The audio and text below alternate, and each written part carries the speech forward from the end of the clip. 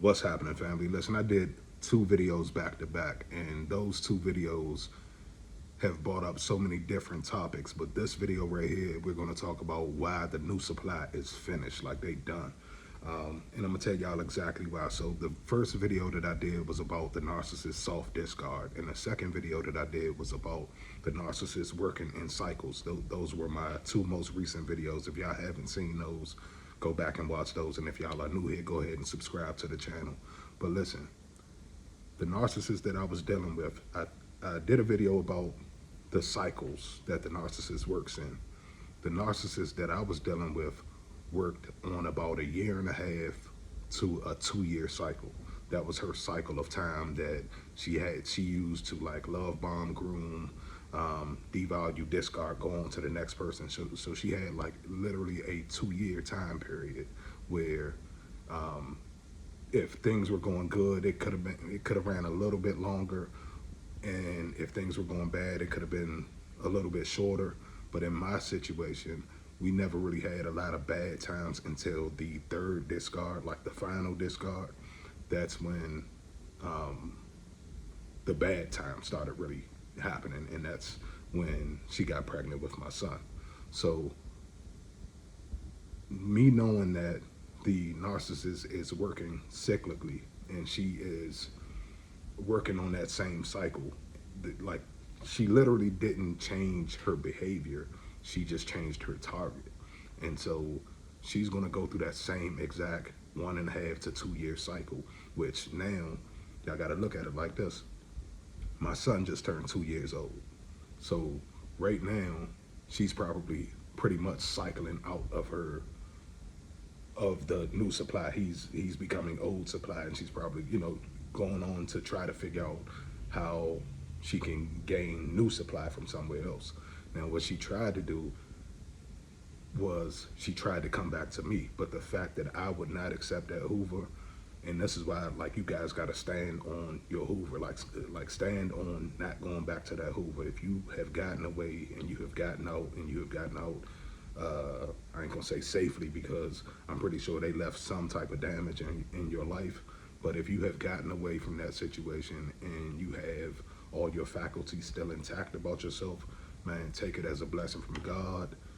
Keep it pushing. Do not look back. Don't even turn around. Don't even think about going back to that situation. Because what happens is, at the very beginning, when the discard first happened, she had all of this great energy. She had all of this, like she was walking around on this like arrogant high about herself.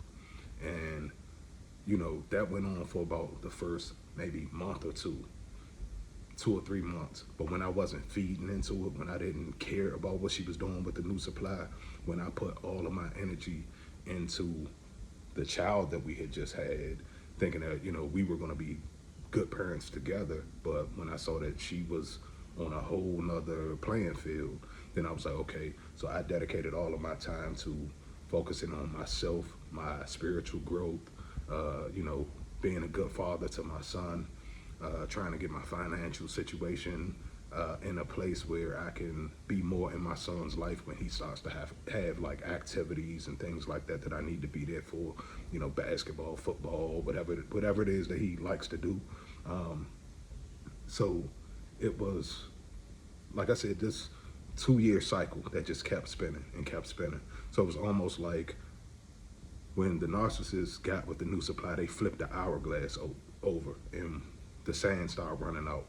And I can tell y'all from my situation, when the hourglass was flipped over in my situation, when the sand got about halfway down, that's when I started seeing that she started kind of triangulating me with other guys, and she was always trying to, and it wasn't that my sand had gone down from the person that I was. It was more so like life things were happening. I was becoming a little more successful in business and things like that, and because of that, it took, I guess, some of the attention away from her, and she didn't really like that. So it's like that's a fuel drop to them, because I was not willing to give her all of my attention all of the time.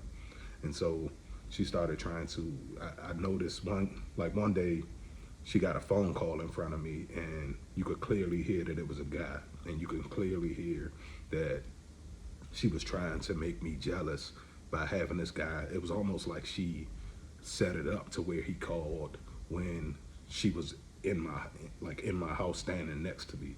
So when he called, she had the phone, like the volume on the phone super loud, and I could clearly hear that it was a dude.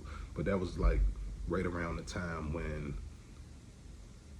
I guess I was not able to give her the attention that she was looking for and wanted, because I was so focused on career and the business that I had going on, and serving the community.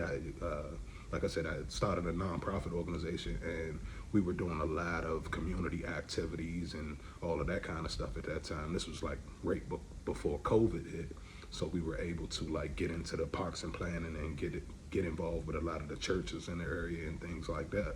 And we had a good time, just giving back to the community and all that kind of stuff. But it was like that was a hindrance to her agenda, I guess, because it wasn't all about her. So since it wasn't all about her, my fuel started dropping, and I was about halfway at that point. Now, again, she wanted to keep me in the loop, and the only way that she could have kept me in the loop was to basically have a child by me. You know what I'm saying? Because, like I said, I was getting to that point of burnout with her, because we had already been through the cycle twice. And I'm like, even though things hadn't been bad, it wasn't going anywhere. So I feel like a relationship is supposed to progress into something, and it was literally staying exactly the same as it was like 10 years prior.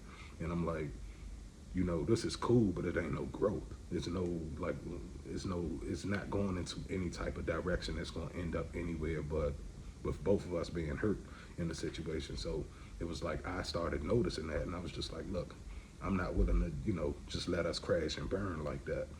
And I was saying that from a friend standpoint, because I'm thinking like, listen, if we not going to work out in a real relationship or any of that kind of stuff, then we need to, protect and preserve our friendship, because we've known each other forever and we've done so many things together and all of that kind of stuff. It was like, well, I just felt like leaving the situation in a respectful manner would have been the best thing all the way across the board. We didn't have to end things the way that they did. And it was just like that narcissism kicked in, and them demons got to screaming, and she just went crazy. You know what I'm saying? She literally went crazy. So that's what I mean, like, about the new supply. Like, he is done, you know what I'm saying? And the reason, so it's like kind of like the bigger they are, the harder they fall. So I kept telling y'all, like, the love bomb kept intensifying. I went through the cycle 3 times, so the love bomb kept intensifying. It wasn't all sexual, but it was something sexual. Like, I'll explain, like, the first time, sex was kind of normal, this, that, and the third. The second time, she started introducing like little kinks and things that she, enjoyed outside of just the normal stuff. The third time, she had got into these Kegel exercises. Y'all know Kegel exercise and all of that kind of stuff. So it was like each time, it was like a new sexual type of tactic that she was trying to introduce to see which tactic was going to work to get me hooked on her, I guess. And so the Kegel thing, I'm not gonna lie, the Kegel thing definitely, you know what I'm saying, added a little spice to the mix, man. So she was, in in that sense, I guess she was right in her thinking, you know what I'm saying? Like, she knew, like, okay, let me try this. Okay, that didn't work. Okay, let me try this. So it was like, it was intensifying. But not only was that intensifying, it was also like the number of phone calls and texts throughout the day. She would text me all day long and just, hey baby, I love you, this, that, and the third, all of that kind of stuff. I'm thinking about you, I miss you, this, that, and the third. So it was like, it heightened each time. So at first it was like, it was kind of subtle. It was kind of like, okay, we kind of kicking it. Then the second time around, it was like it intensified a little bit more. And then the third time around, it was like all day nonstop. Oh my God, boo, I love you. I can't believe, it was all of these, pleasantries that a man would want to hear. You know what I'm saying? Like, a man would want to hear all of these type of things. And that's basically what she was feeding me.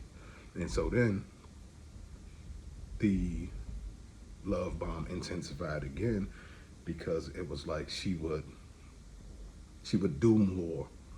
Like she would always come to my job with lunch or something like that. Things that I wasn't really expecting and things that I didn't really need her to do, but it felt good to have somebody going out of their way to like think about you and hey, you know, like, and knowing that like I said, she is from like Caribbean background. So with her being from like the Caribbean background, they make jerk chicken, curry chicken, all of, you know, plantain, all of that kind of stuff. And she introduced me to a lot of the different dishes that I hadn't tried, like, you know, like jerk oxtails and stuff like that. It was stuff that I was kind of on the fence, like I don't know if I want to try that or not, you know what I'm saying? But finally I actually tried it with her, and some of those things is stuff that she actually prepared for me. So it's like, that's, you know, what I mean about the love bomb intensifying. So you got to think about the narcissist is coming with all of this game that they've picked up from you, and they're love bombing the new supply with that same game. And then not only are they love bombing the new supply with that same game, they're love bombing the new supply with your energy, the energy that they just stole from you before the discard. All of that good love and even the bad and negative vibes that you gave off when y'all were in the end of the discard and y'all were arguing back and forth and all of that kind of stuff. They was filling up on all of that, and then they flipped that hourglass over and jumped over to the new supply. And so what keeps the hourglass filled up longer, and it seems like it kind of delays the sand from falling faster, is you staying in that mix and you feeding into what the new supply and the narcissists have going on. If you don't feed into that nonsense, if you just turn around, walk away, let it go, and like do how I did, like I focused straight in on my personal life, I focused in on my job, I focused in on my son, I focused in on my relationship with God, that type of thing. Yeah, hey baby, hang on 1 second. Hey y'all, I'm gonna have to get back with y'all. Yeah baby, come on. Hold on y'all, hold on. Yes baby.